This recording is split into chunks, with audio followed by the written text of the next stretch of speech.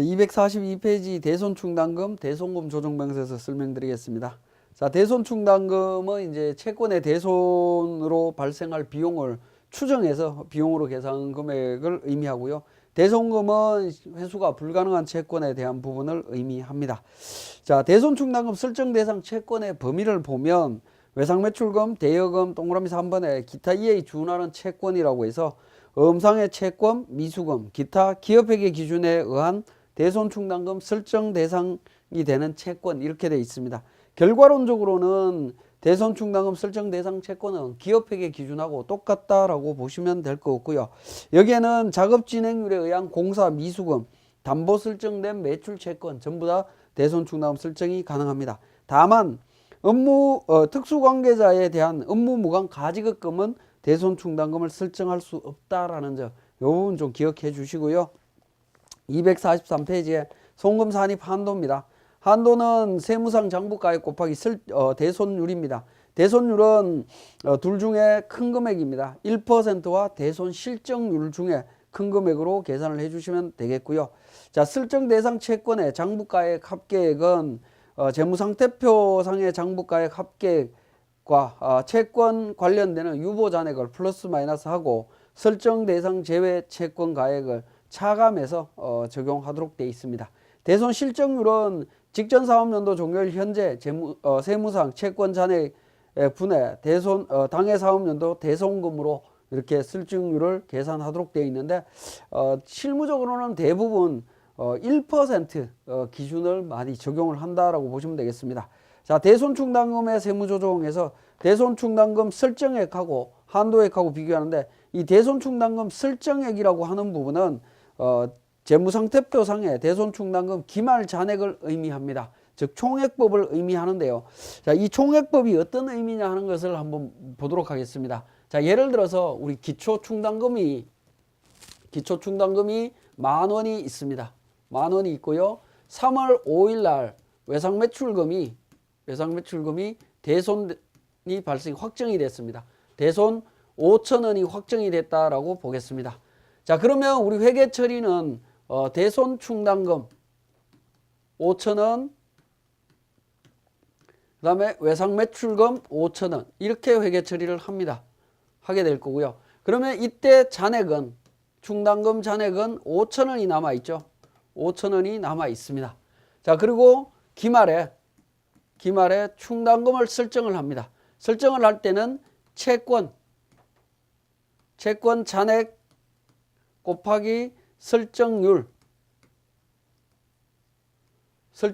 하면 충당금이 나오겠죠. 충당금이 나오는데 이때 충당금이라고 하는 부분은 재무상태표상의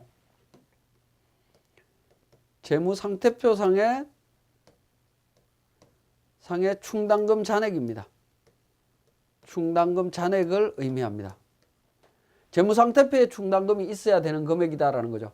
그래서 채권 잔액 곱하기 설정률, 예를 들어서 뭐 1%다라고 했을 때 1%로 계산한 금액이 뭐 예를 들어서 9,000원이다 라고 하면 5,000원과 9,000원의 차이, 4,000원이 차이가 나죠. 그래서 대손상각비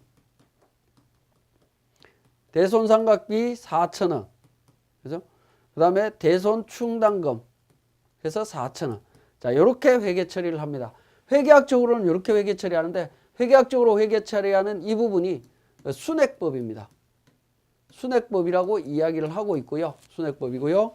자, 순액법인데 세법적으로는 어떻게 회계 처리하냐면 세법에서는 보시면 기초잔액을 1월 1일 날 환입을 합니다.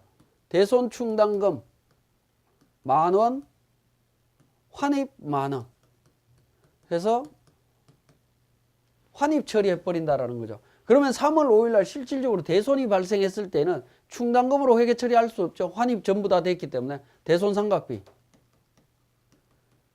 비용 처리를 합니다. 그리고 충당금 잔액은 제로가 되고요. 자, 채권 잔액이 1% 계산한 게 9,000원이다 라고 하면 세법적으로는 대손상각비 9,000원, 대손충당금 9,000원. 자, 이렇게 됩니다. 자, 이렇게 되는데 세법에서 이야기하는 방법이 총액법입니다. 총액법으로 회계 처리를 합니다. 그러면 총액법과 순액법은 차이가 발생을 하죠. 차이가 발생을 하는데 이 부분은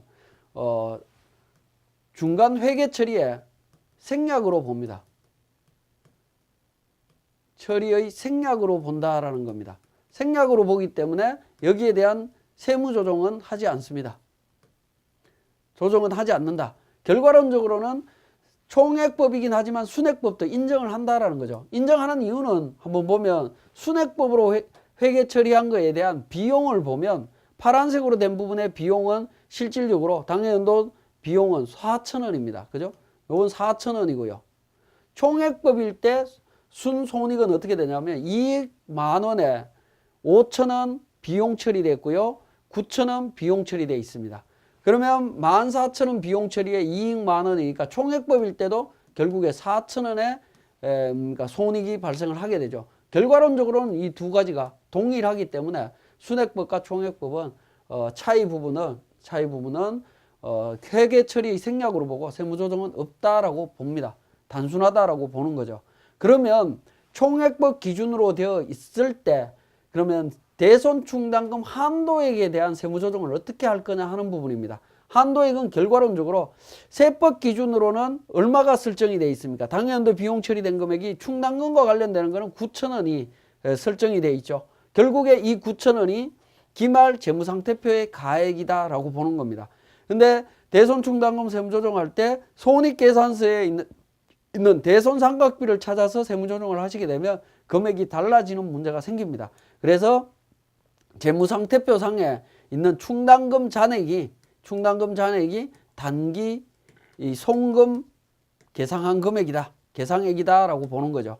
계상액이다라고 보고 세무조정을 진행하시면 됩니다. 대손충당금에서는 이게 가장 중요한 핵심이다라고 볼 수가 있습니다. 그래서 우리 교재에 대손충당금 설정액은 재무상태표상의 충당금 기말 잔액이다라고 제가 표현을 해놨습니다. 한도 초과액은 송금불산입 유보, 다음 연도에 송금산입 유보가 됩니다. 자동조정이 일어나죠. 자동조정이 일어나는 이유는 1월 1일 날 대손충당금 바로 환입이 되기 때문에 그렇습니다. 자, 한도 미달은 세무조정 없이 소멸합니다. 자, 그리고 대손사유를 보면 다음의 경우에는 결산조정이 원칙이지만 신고조정도 가능하다라는 겁니다. 대표적인 게 소멸시효가 완성된 외상매출금이나 미수금이 되겠습니다. 이런 부분들은 신고조정도 가능합니다. 이 사유가 발생된 시점에 바로 송금 산입해야 된다라고 보시면 되겠고요. 244페이지에 메뉴에 결산조정이 원칙이지만 신고조정은 불가능한 사유들이 있습니다. 대표적인 게 채무자의 파산, 강제집행, 형해집행, 사업의 폐지, 사망, 실종, 행방불명으로 인해서 회수할 수 없는 채권. 동그라미 2번에 부도 발생일로부터 6개월 이상 경과한 수표 또는 음상의 채권 및 외상매출금 관련되는 부분 그러니까 결산조정으로 대손 처리할 수 있습니다. 동그라미 3번 회수기일을 6개월 이상 지난 채권 중에 채권 가액이 20만 원 이하인 채권 송금 산입할 수 있습니다. 자, 그 다음에 대손충당금의 상계 환입해서 나오는데 실제 대손이 발생했을 때 대손충당금과 먼저 상계하도록 하고 있습니다. 자, 그러면 246페이지에 우리 세무사랑 프로 운영 방법에서 사례를 통해서 세무사랑 프로 운영 방법을 확인하도록 하겠습니다. 자, 246페이지에 세무사랑 프로 운용 방법에서 대손금, 대손충당금 명세서 작성하라라고 되어 있습니다. 충당금 계정 잔액을 보니까 기초잔액 300, 단기설정 1,000만원, 기말잔액 1,300으로 되어 있습니다. 자, 그러면 우리 재무상태표에 있는 내용 한번 살펴보겠습니다. 합계잔액 시산표를 통해 갖고 대손충당금 잔액을 보면 외상매출금에 대한 대손충당금 100, 그러니까 받을 놈에 300, 공사미수금 200, 선거금에 대해서 100 해서 1,300만 원이 기말 잔액으로 있는 것을 확인하실 수가 있죠. 이 1,300만 원이 단기 송금 산입된 금액이다 라고 보시면 될 것 같습니다.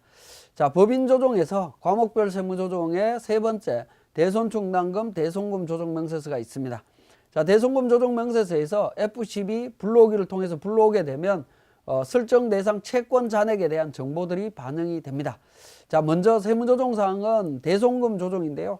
자, 우리 교재의 3번 자료에 부도음 150만 원은 부도 발생일로부터 6개월이 경과되어 12월 31일 다음과 같이 회계 처리했다라고 해서 대손금 150, 부도금 150으로 처리를 했습니다. 그래서 12월 31일 받을 의미고 매출 채권입니다. 채권 내역은 하단 부분에 보시면 매출 채권, 미수건, 기타 채권, 직접 입력이 있는데 매출 채권이고요.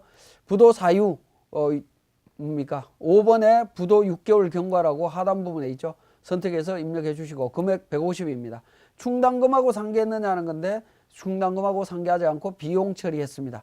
비용 처리했는데 어음에 대한 그러니까 대손 처리 시에는 어음 매수당 1,000원을 송금 불산입하도록 되어 있죠. 전액 송금 산입했기 때문에 1,000원을 부인합니다. 나머지 금액은 시인하시면 되겠고요. 자, 채권 잔액을 불로기를 통해서 반영하게 되면 받을 어음에 부인된 금액이 당기 부인 금액이 자동으로 반영되는 것을 확인하실 수가 있고 채권 잔액 기준으로 충당금을 설정하시면 됩니다. 자, 충당금 입금 산입 조정에서 보시면 장부상 충당금 기초잔액 300을 입력하시면 되겠고요.